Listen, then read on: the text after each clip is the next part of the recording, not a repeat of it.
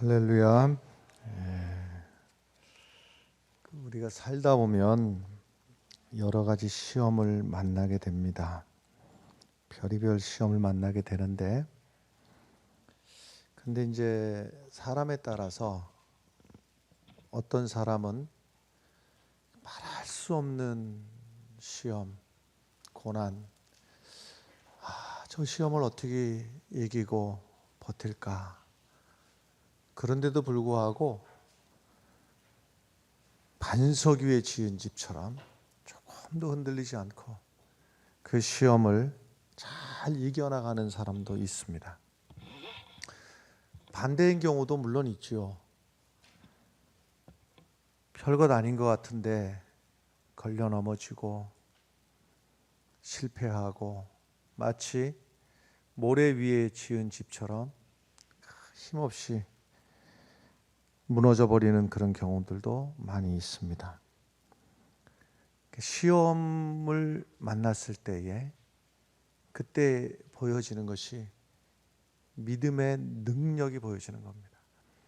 내 안에 있는 믿음이 능력으로 나타나는 것은 시험을 만났을 때입니다. 그래서 시험을 만났을 때 어떻게 이기느냐, 이 시험을 어떻게 대하느냐에 따라서 그 사람의 믿음이 반석과 같은 믿음이기도 하고 또 모래와 같은 믿음이기도 하고 드러나게 되는 것인데, 야곱에게는 12아들들이 있었습니다. 아들 12명이 있었는데 문제가 12명 아들들이 어머니가 다 제각각이었다는데 문제가 있습니다. 야곱에게는 4명의 아내가 있었으니 12명의 아들들이 어머니가 4가지가 있었던 것이죠. 근데 그 중에서 제일 12아들 중에서 야곱이 특별하게 생각하고 다른 형제들이 느낄 때 편애라 이렇게 느낄 수 있는 특별히 사랑하는 아들이 11번째, 12번째 아들이었는데 이름은 요셉이고 베냐민이고 그랬습니다. 이렇게 특별하게 생각한 데는 우선 첫 번째는 제일 사랑하는 아내 4명 중에서 제일 사랑하는 라헬이 낳은 자녀들이었으니 특별한 마음이 들었고, 또 내리사랑이라고 12아들 중에서 깨물어서 안 아픈 손가락이 어디 있겠느냐 이러면서도 내리사랑이라고 막내에 대한 특별한 마음이 드는 것은 또 인지상정인데, 11번째 요셉, 12번째 베냐민, 이걸 또 특별하게 생각을 했습니다. 더더군다나 이 막내 베냐민을 낳다가 그토록 사랑했던 아내 라헬이 죽었거든요. 더더욱 그 라헬이 베냐민 낳다 죽은 걸 생각하면 더더욱 마음속에 애틋한 마음이 드는 거예요. 그래서 특별히 12명 아들 중에서도 11번째, 12번째 요셉, 베냐민을 특별하게 근데 이것이 이제 형제들 간에는 안 좋죠. 그래서 이게 쌓이고 거기다가 이 둘이 아버지 특별한 사랑을 받는 것까지도 눈꼴 사나운데 잘난 척은 또 얼마나 하는지. 꿈을 꿨는데 요셉이 형들이 다 나한테 절하더라고. 그런 말을 또 꿈을 꿨으면 꿨지. 또 형제들한테 가서 다 그걸 또 자랑을 하고 이러는 과정 속에서 위에 형들이 10명이서 저 요셉을 죽여야 되겠다. 여기까지, 이게 말이 쉽지 여기까지 오는 동안에 얼마나 이런저런 서로 부딪히고 싸우고 하는 일이 누적이 되어 온 거죠, 여기까지. 그래서 어느 날 저 요셉을 죽이자, 여기까지 이르러서 실제로 죽이려고 했는데 이제 요 죽이는 과정에서 유다가 마지막에 개입을 하지요. 죽여서 뭐 합니까? 저기 멀리 가는 상인에게 팔아버립시다. 돈 욕심이 나서 팔자고 한 게 아니라 이렇게라도 그 생명을 살리고 싶었던 것이죠. 그래서 요셉이 먼 나라에 참 정처 없이 팔려갔는데, 팔려가서 이런저런 기구한 일을 다 만나게 되는데, 남의 집에 영문도 모르고 끌려가갖고 종살이 하다가 그것도 열심히 또 했는데 거기서 또 오해를 받아가지고 감옥살이까지 또 하게 되고, 그 감옥살이 하던 중에도 참 하나님의 은혜로 거기서 바로왕 꿈을 잘 해석을 해갖고 총리까지 되고, 총리가 됐을 뿐만이 아니라 아주 정책을 얼마나 잘 폈는지, 이 애굽 전 지역에 흉년이 올 때를 대비해 가지고 7년 흉년을 대비해서 곳간마다 창고마다 곳곳에 이 풍년의 때에 그를 비축을, 나중에 굶지 않도록, 흉년이 와도 굶지 않도록 비축을 곳곳에 곳곳에 이렇게 가득 해놔서 애굽 온 땅에 있는 사람들이 흉년이 와도 굶어 죽지 않을 그 정책을, 아주 참 좋은 정책을 그렇게 폈어요. 근데 형제들은 요셉이 이렇게 총리가 됐으리라고는 생각도 못하고 요셉을 팔아버리고서는 아버지한테 가서, 아버지, 저 들짐승이 와서 요셉을 죽였습니다, 이렇게 얘기를 하니까, 그 아버지 야곱은 아들 11번째 아들이 죽은 생각을 하니까 날마다 울며 불며 우리 아들 이러고 지내다가, 이 가나안 땅에도 곡식이 떨어져 가지고 소문이 들리기를 저기 애굽에 가면 먹을 게 좀 있겠다. 소문 듣고서는 애굽에 곡식을 얻으러 갔는데, 형제들은 총리가 된 요셉을 알아보지를 못하지요. 총리 눈을 똑바로 쳐다볼 수도 없을 뿐더러 상상 자체를 못하는 거예요. 근데 총리가 된 요셉이 보니까 한눈에 알아보지요.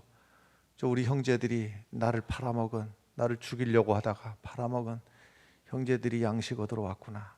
척 보고서는요, 그때 생각이 이제 나는 거예요. 옛날에 20년 전에 나를 죽이려고 했고, 나를 세상에 울며 불며 나를 좀 살려달라고 아우성치는 그 어린 것을 나를 팔아버렸지, 나를 배신했지.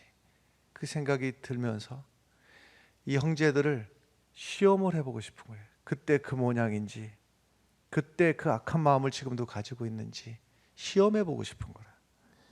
그래서 이런저런 시험을 하게 되는데, 이제 요셉 빼고 막내까지 해서 11형제가 곡식을 얻으러 왔는데, 좋다, 곡식을 다 자루에 채워가지고 가도 좋다 돌려보내면서, 그 막내 베냐민, 말하자면 자기와 한 어머니에게서 태어났던, 그리고 아버지에게 같이 총애를 받던, 그래서 형들에게 같이 미움을 받았던 그 베냐민, 그 자루에다가 총리가 쓰는 은잔을 거기다 싹 넣어놓고 돌아가라.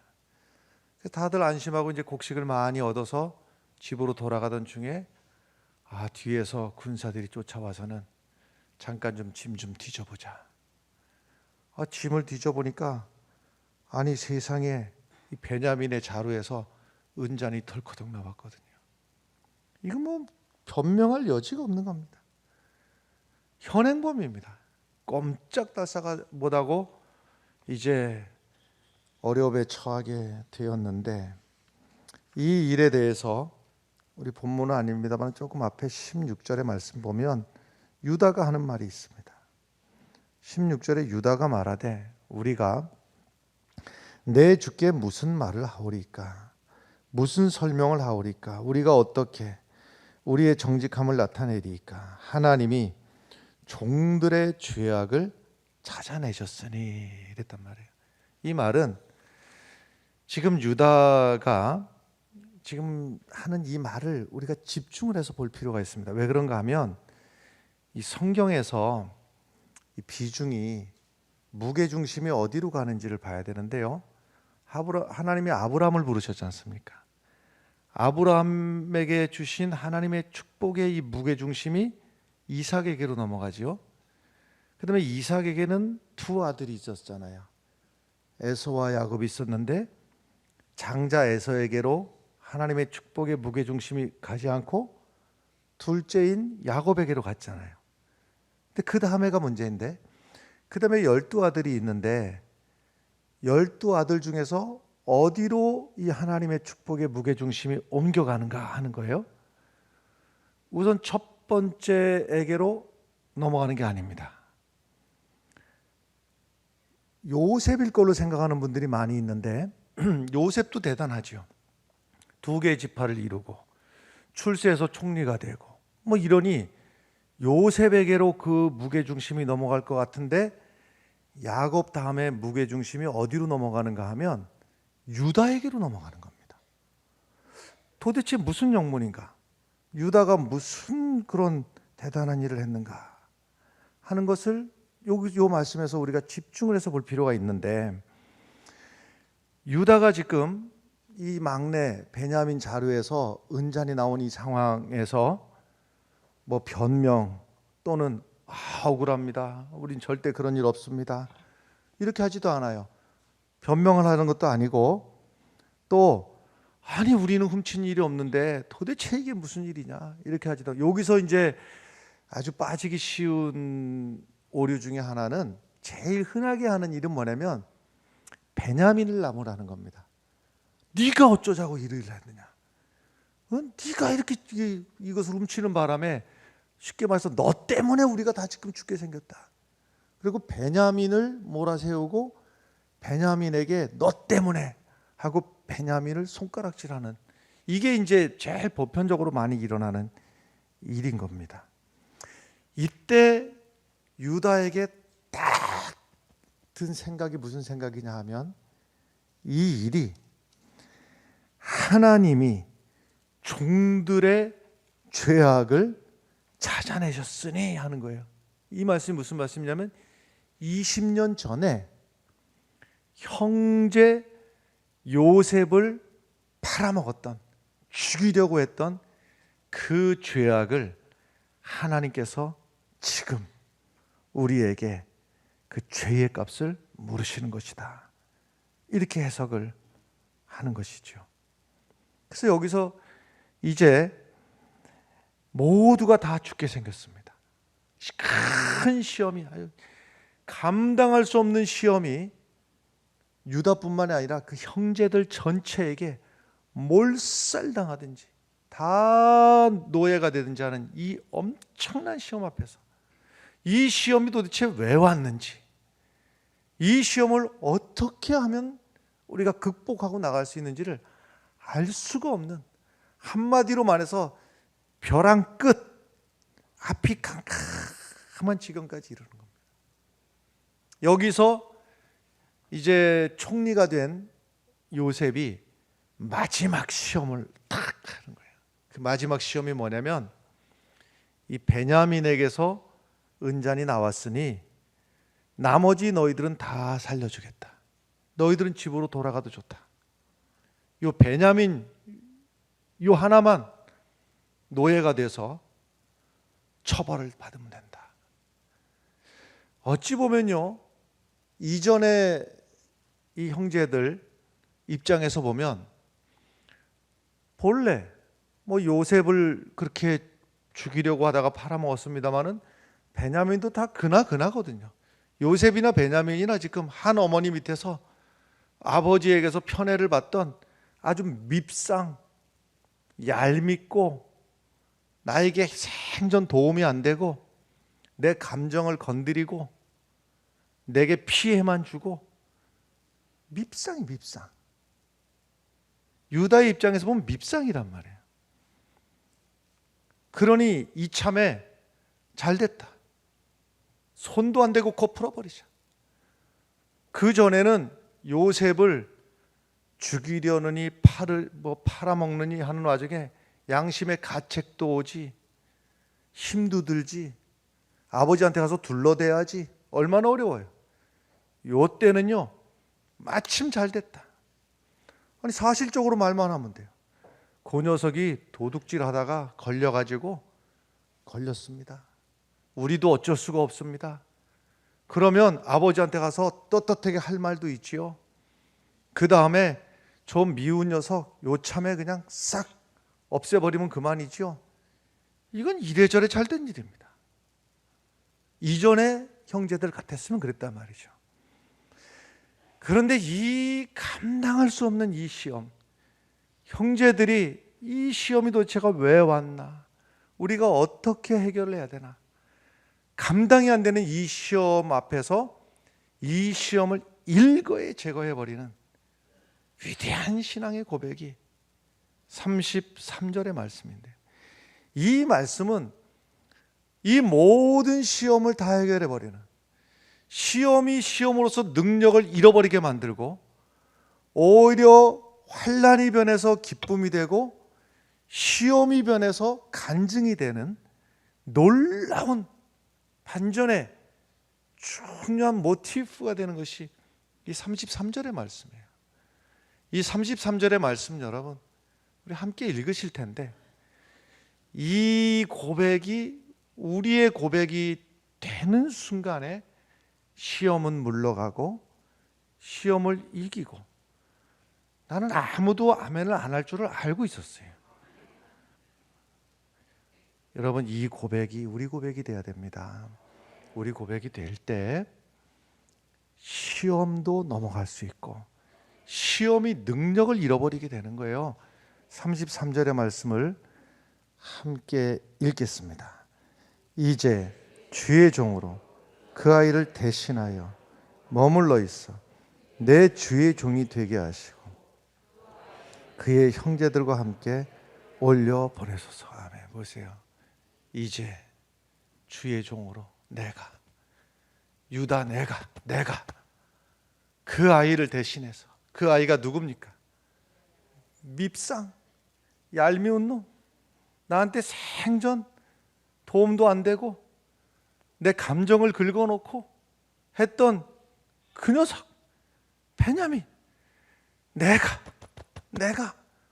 그 아이를 대신해서, 그 아이가 종이 돼야 되는데 내가 대신 종이 되고, 그 아이가 죗값을 받아야 되는데 내가 죗값을 뒤집어 쓰고, 그가 죽어야 된다면 내가 죽어서 내가 종이 되겠습니다. 내가.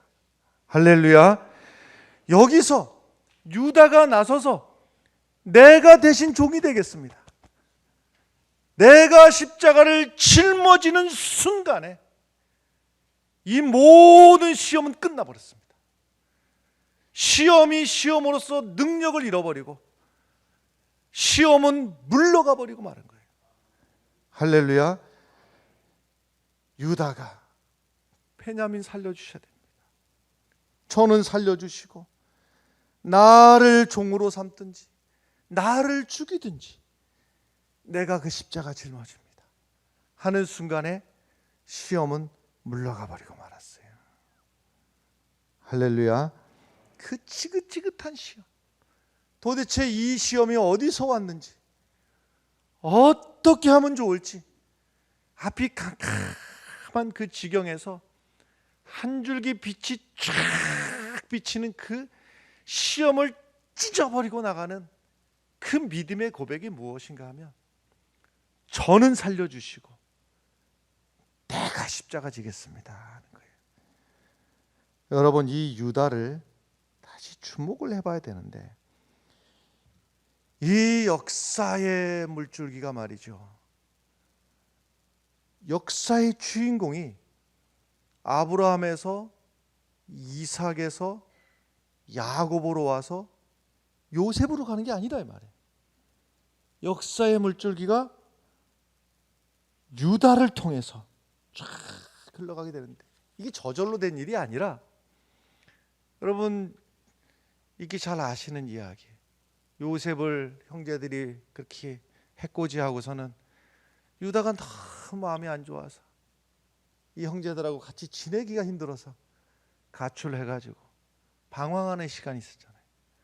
그러던 사이에 결혼도 하고 결혼하고 아들 셋을 낳고 큰아들 행복하라고 결혼시켰는데, 다말이라고 하는 여인의 큰아들 죽고, 또 둘째 아들하고 그 시대의 문화를 따라서 첫째가 아들이 없이 죽었으니 그 며느리, 첫째 며느리를 다시 둘째 아들하고 또 결혼시켜가지고 결혼했는데 또 죽어버렸어요. 그 충격이 얼마나 대단한지 상상이 되십니까? 셋째까지 주었다가 셋째가 또 죽으면 어떡하나 그런 마음이 들었어요. 셋째를 미처 못 주고 있었어요. 이 며느리 다말은 죽고 살기로 내가 이 집에 시집 왔으면 이 집 귀신이 돼야 되겠다 하고 마음을 먹고 아주 상상할 수 없는 끔찍한 일을 저질러 버리죠. 시아버지하고 어찌어찌 해가지고 아들을 덜커덕 놔버렸네, 이 며느리가. 아니, 이 일이 여러분 얼마나 큰 충격일지 한번 생각을 해보십시오. 며느리하고 어찌어찌 해서 아들을 낳았다. 이게 주변 다 지금 알려져 가지고 다 수근수근 된다고 한번 생각을 해보십시오. 이게 지금 보통 일인가, 보통 일인가. 이제 그러다가 그런 세월, 기가 막힌 세월들 다 지나고 나서 오늘 이 44장, 오늘 이야기가 있는 거예요.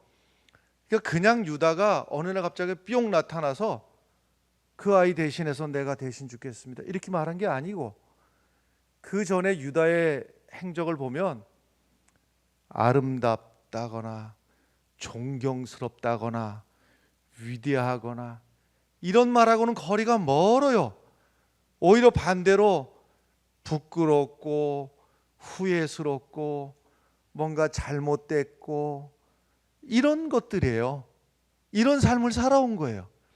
이런 삶을 살아오면서, 근데 문제는 이러한 시간의 과정을 거쳐오면서 유다는 참 다행스럽게도요, 형제를 팔아버린 것에 대한 마음속에 후회스러운 마음, 부끄러운 마음, 결혼하고 나서 아들 셋을 낳았는데 아들도 큰아들도 죽어.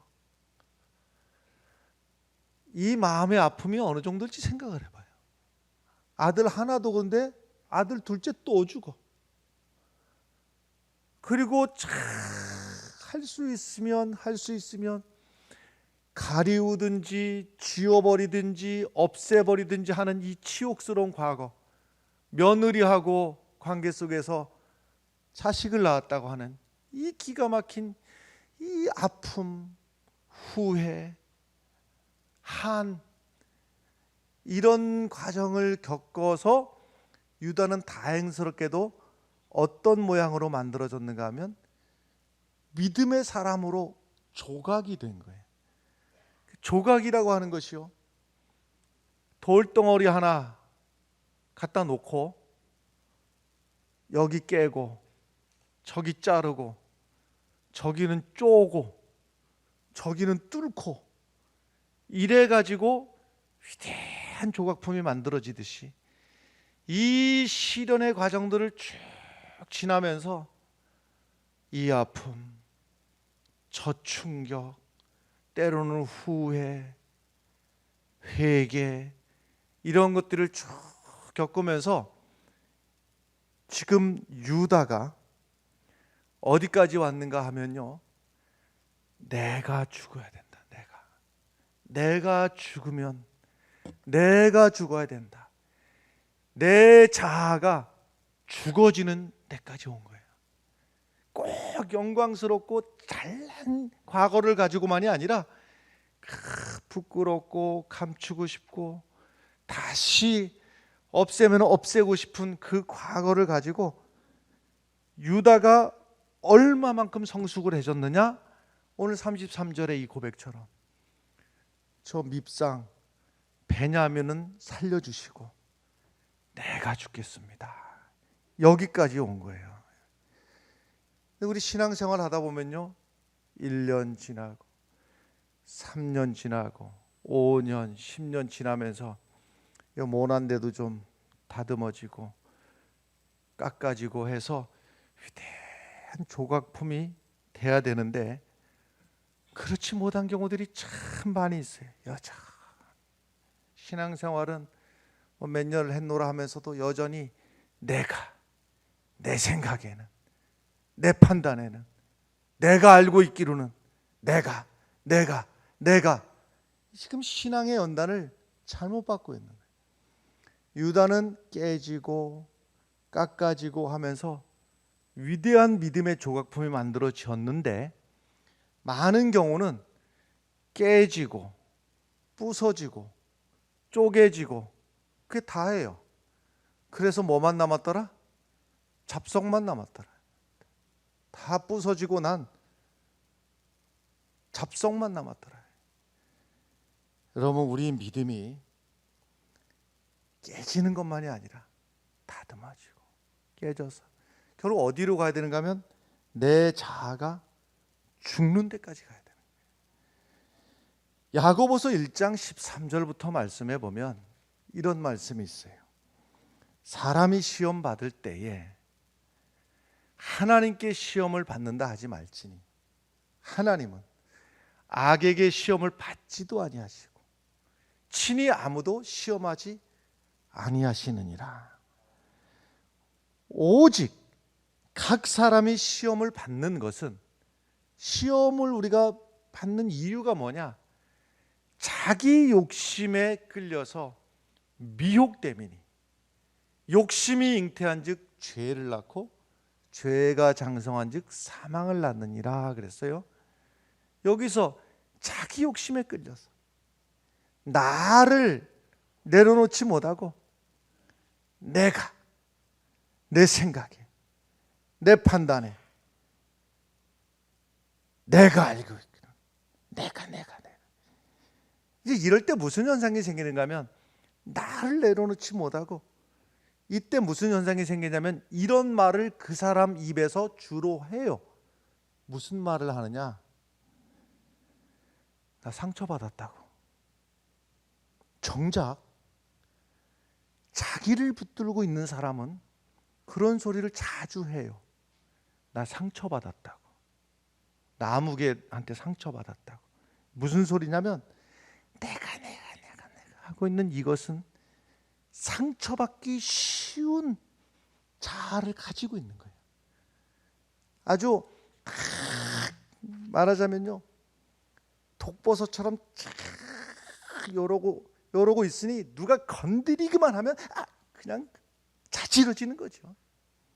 그 상처받을 준비를 하고 있는 겁니다. 지금 독버섯처럼 나를 쫙 세워놓고서는 유다가 이게 다 죽은 거예요. 20년의 시련 속에서 이게 다 죽은 거예요. 죽고 나니까 형제를 다 살리는 위대한 신앙이 된 거예요. 할렐루야. 여러분, 예수 믿는 자는 시험이 커서 넘어지고 시험이 커서 무너지는 게 아니에요, 여러분. 여러분, 우리 안에 계시는, 우리의 주인 되시는 분이 예수 그리스도인 것을 믿으십니까, 여러분? 하나 물어봅시다. 내 주인이 예수님이라면 예수님보다 더 큰 시험이 있습니까? 예수님이 감당 못할 시험이 있습니까? 예수님이 이기게 하지 못할 시험이 있습니까? 예수님이 내 삶의 주인이시라면 시험이 커서 우리가 넘어질 일은 없는 거예요. 예수님이 이길 수 있는 모범을 보여주셨어요. 그 모범이 뭐냐? 예수님 따라가면 이기는 거예요. 로마서 5장 8절. 우리가 아직 죄인 되었을 때에 그리스도께서, 중요한 것은 우리가 죄인 되었을 때예요. 내가 잘나서가 아니에요. 유다가 베냐민을 위해서 대신 죽겠다고 했을 때 베냐민이 잘나고 베냐민이 착해서가 아니에요. 베냐민은 어떻게 보면 유다의 입장에서는 밉상이고 경쟁자이고 버려도 시원찮을 만한 그런 미움의 감정을 가진 대상일 수도 있어요. 그런데 상대 우리가 누구를 사랑할래도 애지간해야지. 사랑받을 짓을 해야지. 아니에요. 우리가 죄인 되었을 때에, 그리스도의 모범은 이거예요. 우리가 죄인 되었을 때에 그리스도께서, 내가 죄인이지만 못났지만 못난 나를 위해서 그리스도께서 우리를 위하여 죽으심으로, 못난 우리를 위해서, 죄인된 우리를 위해서 죽으심으로 하나님께서 우리에 대한 자기의 사랑을 확증하셨느니라.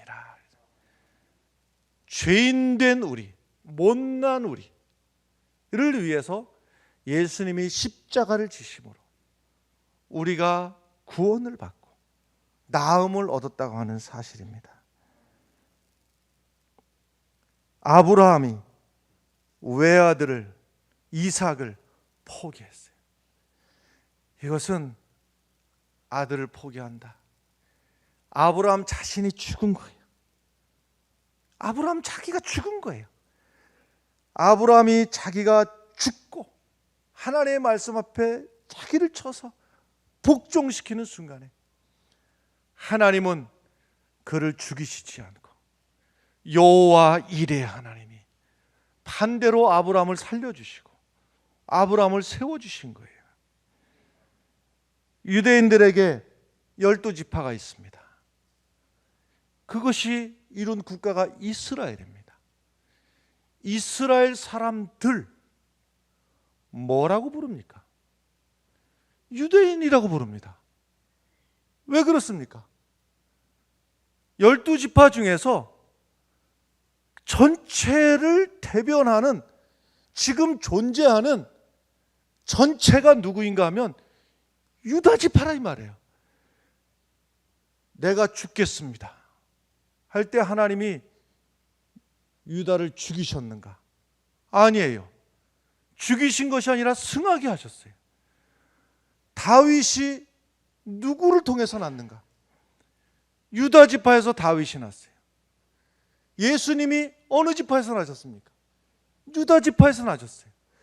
유다 지파를 하나님은 죽이신 것이 아니라 내가 죽겠다고 나선 그 유다를 세우셔서 대를 이어가면서 왕들이 유다 지파에서만 왕이 나게 하셨어요. 할렐루야. 여러분, 우리가 무슨 시험을 만나든지, 시험을 안 만났으면 몰라도 만났으면 이기시는 성도가 되길 바랍니다. 왜냐하면 시험을 못 이기면 그 시험이 또 내게 오고 또 내게 오고 또 내게 오는 거예요. 시험을 이겨버리면 시험은 능력을 잃어버려서 내게 못 오는 거예요. 아브라함에게 아들을 바쳐라. 아브라함이 시험을 잘 감당했어요. 이겨버렸어요. 두 번 다시 아브라함에게 네 아들을 바치라는 시험은 안 오는 거예요. 다니엘에게, 사드락과 메삭과 아벳느고에게 두 번 시험이 오는가? 안 와요. 졌더라면 우상신 앞에 절하고 엎드리고 타협하고 졌더라면 그 시험은 또 오고 또 오고 또 오는 거예요. 사자굴에 들어갈지라도 풀무불에 들어갈지라도 내 믿음 지키리라. 할렐루야. 그럴 때 내가 죽어서 사자굴에 들어가서 죽든지 풀무불에 들어가든지 죽든지 내가 죽어야 되겠다. 나는 죽고 예수는 살고 내가 십자가를 지고 죽는 그 순간에 시험은 물러가고 두 번 다시 오지 않는 겁니다. 할렐루야. 물질의 시험이 오면 이기시기 바랍니다. 그래야지 두 번 다시 물질이 나를 시험 안 하는 거예요. 명예가 나를 시험하면 이기시기 바래요. 정욕의 시험이 오면 기를 쓰고 이기시기 바랍니다. 십자가를 붙들면 이기는 겁니다. 막내 자루에서 은잔이 나왔을지라도 내가 죽습니다. 그 순간에 모두가 사는 순간이에요. 시험이 물러가는 거예요. 여러분, 가정에서 이 십자가 지는 사람 한 사람 있으면 그 가정은 소망이 있습니다. 하나님의 역사도, 교회의 역사도 마찬가지입니다. 죽으면 살고, 썩으면 많은 열매를 맺게 하고, 낮아지면 높여주시고, 버리면 얻게 하시고, 주면 받게 하시는 거예요. 여러분, 하나님 말씀처럼, 주님의 말씀처럼 나를 부인하고 내 십자가를 지고 예수를 따르겠다는 순간부터 하나님의 역사는 현실이 되는 겁니다. 지난 2000년 동안 교회의 역사 돌아보면 너무나 쉽잖아요. 누가 이 교회 역사를 지켜왔고 누가 교회를 오늘까지 지켜왔습니다. 물론 하나님의 은혜지만 우리 사람 가운데서 보면 하나님이 이건 말이야 옳고 이건 잘못됐고 이거는 틀려먹었고 그 똑똑하고 아는 척하고 그 하는 말이 꼭 틀린 건 아니에요. 이것도 잘못됐고 저것도 틀렸고 따지고 누가 잘했고 누가 잘못했고 단 한 사람 하나님이 사용하신 역사가 있는가? 없습니다. 단 한 사람도 없습니다. 볼 때는 미련해 보이고 멍청해 보이고 손해나 보고 나사 빠진 것 같고 그럴지라도 내 십자가 내가 지겠습니다. 베냐민은 살려주시고 내가 종이 되겠습니다. 그 십자가를 지는 그 한 사람을 통해서 하나님은 교회의 역사를 오늘까지 이어오셨습니다. 저는 우리 교회 안에 또 여러분들 가정 안에 이와 같은 위대한 믿음들이 많이 서기를 바랍니다.